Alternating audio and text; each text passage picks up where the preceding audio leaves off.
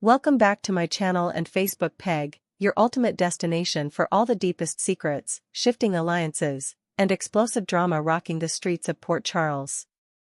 Today we are diving headfirst into a sprawling web of deception, high-stakes confrontation, and jaw-dropping betrayals that are guaranteed to reshape the canvas of General Hospital forever.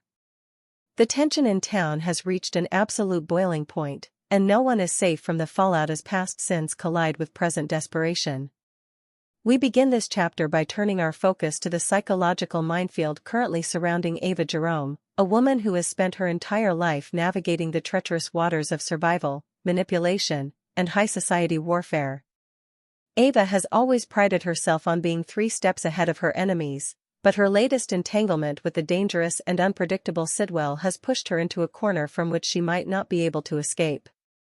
The atmosphere inside the Metro Court is thick with unspoken threats as Ava tries to maintain her trademark composure, her fingers tightly gripping her martini glass while her mind races through every possible exit strategy.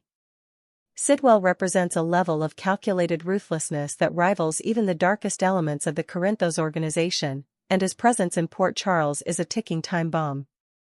Ava knows that every word she speaks, every glance she directs across the room, and every calculated smile she offers must be executed with flawless precision. One wrong move could expose the fragile nature of her current leverage, throwing her directly into the line of fire. Sidwell is not a man who accepts excuses, nor is he someone who can be easily charmed or bought off with empty promises. He sees right through the polished veneer that Ava presents to the world, recognizing the desperate survivor underneath. As they share a tense, quiet conversation in a secluded corner of the restaurant, the air is heavy with a sense of impending doom. Sidwell drops a series of cryptic hints that suggest he knows far more about Ava's recent activities than she ever anticipated, effectively turning the tables on her and leaving her feeling completely exposed. The realization that her carefully constructed safety net is disintegrating sends a chill down her spine, yet she refuses to let the mask slip.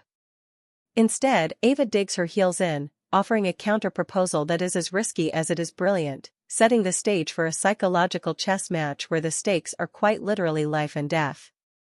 Meanwhile, across town, an entirely different kind of storm is brewing as Carly Spencer finds herself face-to-face with Valentin, a man whose silver tongue and complex machinations have made him one of the most formidable players in the history of Port Charles.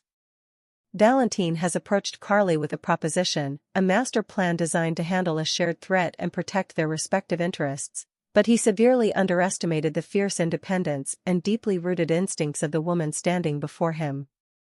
Carly has spent decades fighting her own battles, surviving mob wars, personal tragedies, and corporate takeovers by relying on her gut and her unyielding loyalty to those she loves.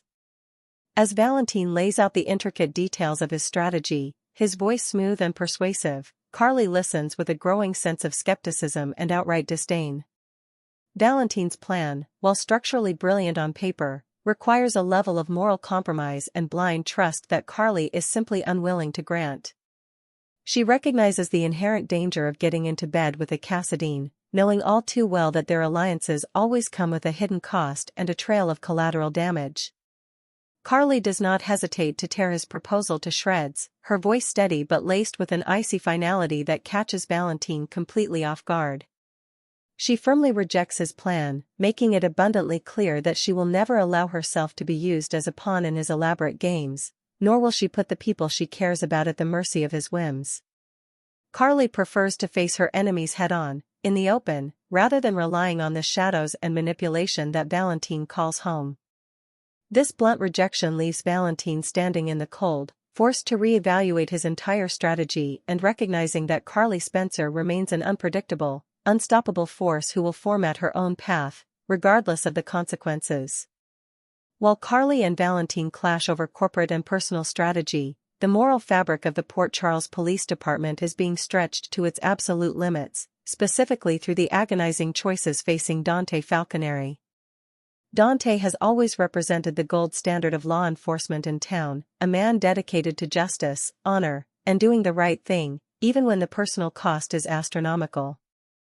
However, the current crisis surrounding the people he loves has pushed him into a dark, unfamiliar territory where the line between right and wrong has become completely blurred.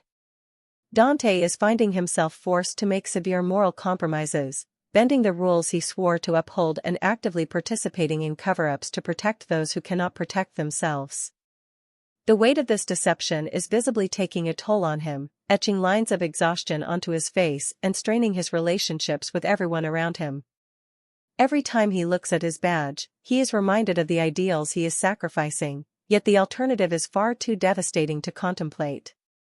He is trapped in a pressure cooker of his own making, terrified that a single misstep or an overly perceptive colleague could blow the entire situation wide open. This internal conflict is tearing Dante apart from the inside out, as he struggles to balance his duty as an officer of the law with his fierce, protective instincts as a son, a father, and a partner. He is walking a razor-thin tightrope over an abyss of professional ruin, and the emotional exhaustion is beginning to show in his erratic behavior and short temper, signaling to those around him that something is deeply, fundamentally wrong.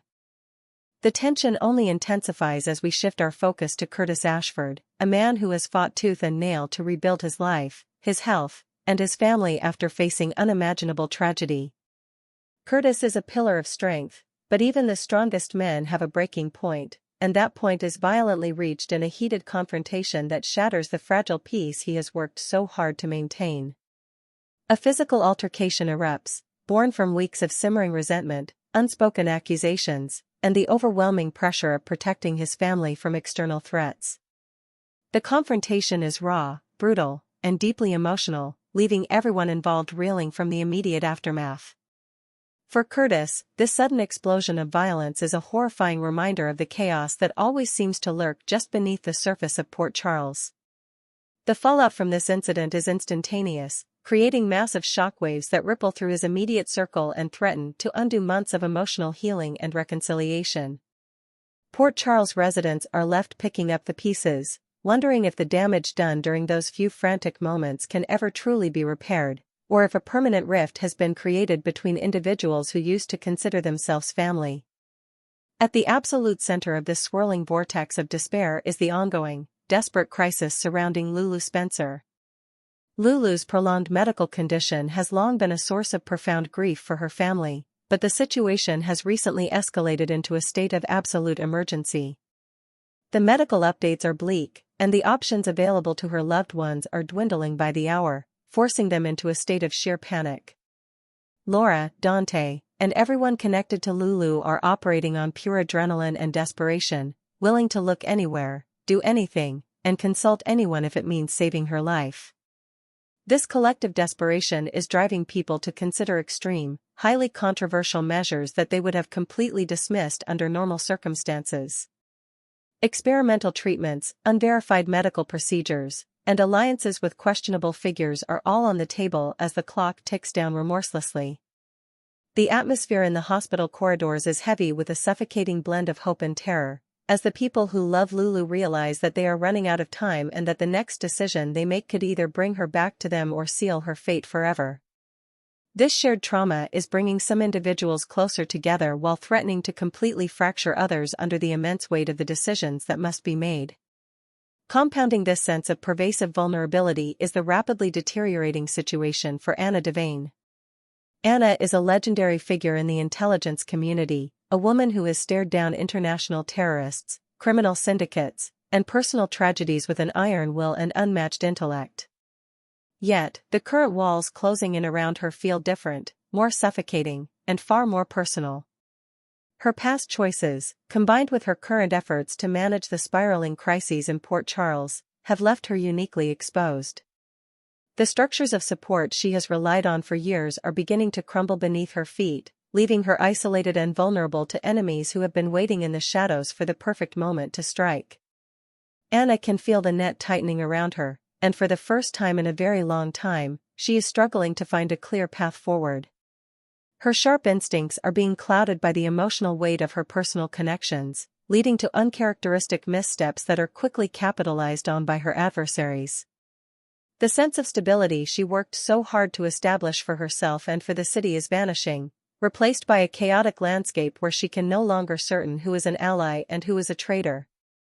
As all of these disparate storylines begin to converge, the overarching theme of this chapter becomes undeniable: shifting alliances and personal crises are pointing directly toward a looming, unavoidable disaster for many of the residents of Port Charles. The old rules no longer apply, and the traditional structures of safety and authority are failing. Longtime friends are finding themselves on opposite sides of a bitter moral divide, while historic enemies are being forced into uneasy, toxic partnerships out of a pure necessity to survive. The secrets that have been carefully buried beneath the surface for months are beginning to crack open, bleeding into the daily lives of innocent bystanders and guilty parties alike. There is an unmistakable sense of a gathering storm on the horizon, an atmospheric pressure that everyone can feel but no one seems capable of stopping. The foundation of Port Charles is shaking, and as the individual crises of Ava, Carly, Dante, Curtis, Lulu, and Anna reach their zenith, it becomes clear that when the collapse finally happens, the devastation will be absolute, leaving the canvas permanently altered and forcing every single resident to decide exactly how far they are willing to go to survive the wreckage. The narrative pressure cooker of Port Charles intensifies in this second chapter, as the fragile alliances and desperate secrets established in the aftermath of Ava's confrontation and Carly's refusal begin to violently splinter. The city feels smaller than ever, its streets claustrophobic with the weight of unspoken truths and the looming threat of exposure.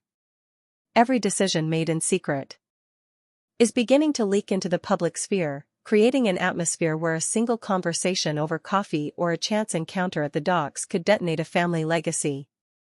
The residents are no longer just fighting to protect their secrets, they are fighting to protect their very identities as the chaos threatens to strip away their carefully constructed masks and leave them entirely vulnerable to the harsh light of accountability. At the epicenter of this shifting landscape is the continued fallout from Carly Spencer's absolute refusal to cooperate with Valentin Cassidy's intricate machinations. Valentin is not a man accustomed to having his grand designs dismissed so completely, especially by someone he viewed as vulnerable due to her current circumstances. Standing in the wake of Carly's fiery rejection, Valentin is forced to pivot, his mind working at an exhausting pace to salvage what he can of his strategy before the dominoes begin to fall in the wrong direction. He realizes that Carly's independence is not just an annoyance, it is a direct threat to the stability of his entire operation. If Carly refuses to be managed, she becomes a loose cannon capable of destroying the delicate balance of power he has worked so hard to establish. Valentin begins to quietly reach out to other, more malleable players in Port Charles, attempting to build a secondary defensive wall around his interests. However, the rejection from Carly has also left an emotional bruise, forcing him to confront the reality that his reputation as an untouchable mastermind is slipping. He can feel the eyes of his enemies on him, sensing that his grip on the narrative is loosening, and this sudden vulnerability drives him to make increasingly risky moves that could expose the very secrets he is trying to hide. Carly, for her part, wastes no time dwelling on her encounter with Valentin.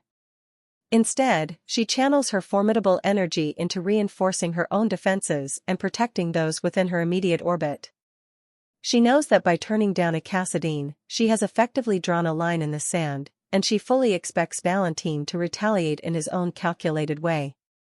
Her instincts are on high alert, and she begins a quiet campaign to secure her financial and personal assets, ensuring that no one can use her current vulnerabilities against her family. The tension at the Metro Court continues to build as Carly manages the daily operations of her empire while keeping a watchful eye on the unfolding crises around her. She remains a pillar of strength for Jason, Michael, and everyone who depends on her, but the internal toll of constantly being at war is starting to show in the quiet moments when she thinks no one is looking. Her determination to handle everything on her own terms is both her greatest strength and her most dangerous vulnerability, as she risks alienating the very allies who want nothing more than to stand by her side in the coming storm. While Carly prepares for corporate and personal warfare, Dante Falconeri's psychological downward spiral reaches a critical juncture. The burden of the cover-up he has engaged in is becoming entirely too heavy for an honest cop to bear, and the cracks in his professional demeanor are growing wider by the day. Dante finds himself walking the halls of the police station with a pervasive sense of paranoia, convinced that every glance from a fellow officer is an unspoken accusation. His interactions with Harrison Chase and Jordan Ashford become fraught with uncharacteristic tension, as he constantly tries to steer conversations away from the sensitive subjects that could unravel his deception. The internal conflict is no longer just an emotional burden, it is actively affecting his judgment on the job. He is missing details, delaying reports, and reacting with unearned hostility to routine questions, raising red flags for everyone who knows how dedicated he is to the badge. The realization that he has compromised the very principles that defined his life is a bitter pill to swallow, and it isolates him from the people who could offer him comfort.